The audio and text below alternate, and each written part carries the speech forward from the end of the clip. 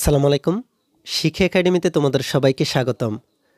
এই ভিডিওতে আমি তোমাদেরকে ষষ্ঠ শ্রেণীর জীবন ও জীবিকা বই থেকে ১০ মিলে করি কাজ এই অধ্যায়টির ১০৫ পৃষ্ঠা থেকে কার্যকর যোগাযোগে দক্ষতার অনুশীলন এই কাজটি নিয়ে আলোচনা করব। আর এই কাজটিকে তোমরা কিভাবে সমাধান করবে আমি তোমাদেরকে তা দেখিয়ে দিব। তোমরা এখানে দেখতে পাচ্ছ তোমাদেরকে এই কার্যকর যোগাযোগের দক্ষতার অনুশীলন এই লেখাগুলোতে বলা হচ্ছে। এখানে কয়েকটি ঘটনা দেওয়া আছে, এগুলো পরে তোমাদের দলে আলোচনা করো এবং কিভাবে কার্যকর যোগাযোগ করে সমস্যাটি কাটিয়ে ওঠা যায় তা লেখো। ভূমিকা অভিনয় করে অন্য বন্ধুদের দেখাও।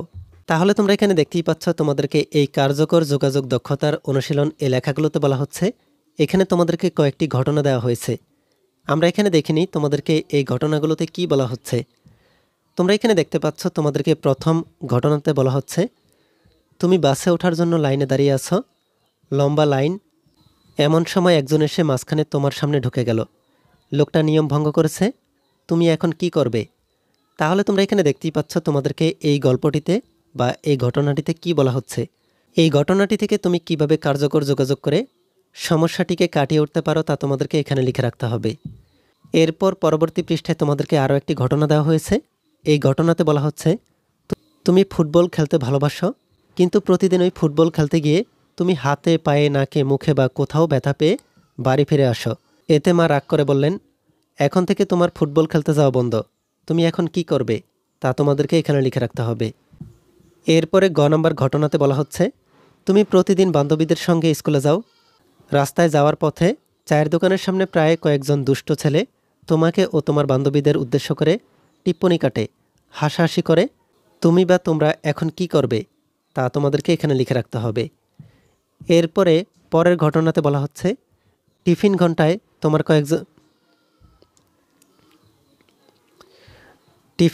তোমরা কয়েকজন মিলে মাঠে বসে গল্প করছিলে। এমন সময় দোতলার বারান্দা থেকে একজন বোতল থেকে পানি নিয়ে হাত ধুচ্ছিল আর পানির ছিটা এসে তোমাদের গায়ে পড়ল। তোমরা এখন কি করবে তা তোমাদেরকে এখানে লিখে রাখতে হবে।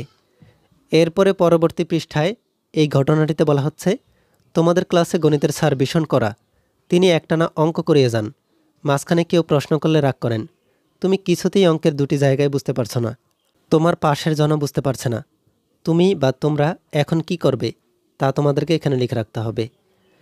এরপরে ঘটনাটিতে বলা হচ্ছে, তোমাদের ক্লাসে একজন সহপাঠী খুব আবেগপ্রবণ, অল্পতেই কষ্ট পায়, কান্নাকাটি করে, দুষ্টামির ছলে কেউ তাকে কিছু বললে সে হাউমাউ করে কেঁদে ফেলে। একদিন বেঞ্চ টান দিতে গিয়েও ওর ব্যাগটি নিচে পড়ে যায়। তখন বাংলার ক্লাস চলছিল, সে চিৎকার দিয়ে কাঁদতে শুরু করলো, সবাই ঘাবড়ে গেল, তুমি বা তোমরা এখন কি করবে? তোমরা কিভাবে এই কাজগুলোকে সমাধান করতে পারো আমি তোমাদেরকে তা একটি নমুনা সমাধানের মাধ্যমে দেখিয়ে দিচ্ছি। তার আগে তোমরা যারা এখনও আমাদের চ্যানেলটিকে সাবস্ক্রাইব করোনি তারা এখনই আমাদের চ্যানেলটিকে সাবস্ক্রাইব করে রাখো, আর যারা সাবস্ক্রাইব করেছো তাদেরকে অসংখ্য ধন্যবাদ। তোমরা এখানে দেখতে পাচ্ছ আমি তোমাদের জন্য এই ঘটনাগুলো থেকে কিভাবে কার্যকর যোগাযোগ করে সমস্যাটিকে কাটিয়ে ওঠা যায় তা লিখে নিয়েছি। এখানে ক নম্বর ঘটনাটিতে, যদি কেউ বাসে ওঠার সময় অথবা অন্য কোনো জায়গায় নির্দিষ্ট লাইন ভঙ্গ করে প্রবেশ করতে চায় তাহলে তাকে আমি ভদ্রভাবে বুঝিয়ে বলার চেষ্টা করব যে এভাবে লাইনের মাঝখানে দিয়ে প্রবেশ করা উচিত নয়। আমরা অনেকক্ষণ ধরে লাইনে দাঁড়িয়ে আছি, নিয়ম অনুযায়ী আপনার পেছনে দাঁড়ানো উচিত। শৃঙ্খলা মেনে চললে আমরা সবাই নির্দিষ্ট সময়ের মধ্যে গন্তব্যে পৌঁছাতে পারব। এই বিষয়গুলো নিয়ম ভঙ্গকারী ব্যক্তিকে অত্যন্ত বিনয় ও ধীরতার সাথে বোঝানোর চেষ্টা করব। এরপরে খ নম্বর ঘটনাটি থেকে, প্রথমে আমি আমার মায়ের মতামতকে সম্মান জানাবো, তারপর পরিস্থিতি বুঝে যখন মা খুশি মেজাজে থাকবেন তখন মাকে বুঝিয়ে বলবো যে ফুটবল আমার অনেক শখের একটি খেলা, এই খেলায় মাঝে মধ্যে সামান্য ব্যথা পেলেও শরীর চর্চার জন্য খুব উপকারী। আমাদের দেহ এবং মনকে সুস্থ ও কর্মক্ষম রাখতে খেলাধুলার প্রয়োজনীয়তা অপরিসীম। এরপরে গ নম্বর ঘটনা থেকে, প্রথমত আমরা তাদেরকে বুঝিয়ে বলবো যে এভাবে রাস্তায় দাঁড়িয়ে থেকে টিপ্পনি কাটা, হাসাহাসি করা ঠিক নয়, এমন আচরণ করাকে ইপটিজিং বলে, যা দণ্ডনীয় অপরাধ।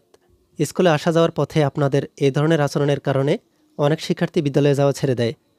এভাবে বুঝিয়ে বলার পরেও যদি তারা না শোনেন তাহলে প্রয়োজনে অভিভাবক বা শিক্ষককে জানিয়ে সমস্যার সমাধানের চেষ্টা করব। এরপরে ঘটনাটি থেকে, ক্লাসে শিক্ষক অঙ্ক করানোর সময় বুঝতে না পারলে আমি হাত তুলে জানতে চাইব। প্রথমত আমি যে জায়গাটি বুঝতে পারছি না সেটি শিক্ষককে বিনয়ের সাথে বলার জন্য হাত উঁচু করব। শিক্ষক একটানা অঙ্ক করিয়ে গেলে আমি সম্মানের সাথে তাকে আমার সমস্যা বুঝিয়ে বলবো। সমস্যা তৎক্ষণাৎ সমাধানের গুরুত্ব বুঝিয়ে বলবো। একটি অঙ্ক শেষ হওয়ার পরপর যেন বিরতি দিয়ে আমাদের প্রশ্নগুলোর সমাধান দেন সেই অনুরোধ করব। এরপরের ঘটনাটিতে প্রথমত আমরা তার ব্যাগটি উঠিয়ে দিব, তারপর তাকে কান্না থামাতে অনুরোধ করব। আমরা তাকে বুঝিয়ে বলবো যে ঘটনাটি ইচ্ছাকৃত ছিল না। এভাবে বুঝিয়ে তাকে শান্ত করার চেষ্টা করব। এই ভিডিওতে এই পর্যন্তই। পরবর্তী ভিডিওতে আমি তোমাদেরকে ওদের পরবর্তী কাজগুলোকে তোমরা কিভাবে সমাধান করবে আমি তোমাদেরকে তা দেখিয়ে দিব। এই ভিডিওটি তোমাদের কাছে ভালো লাগলে ভিডিওতে লাইক ও শেয়ার করে দিতে পারো।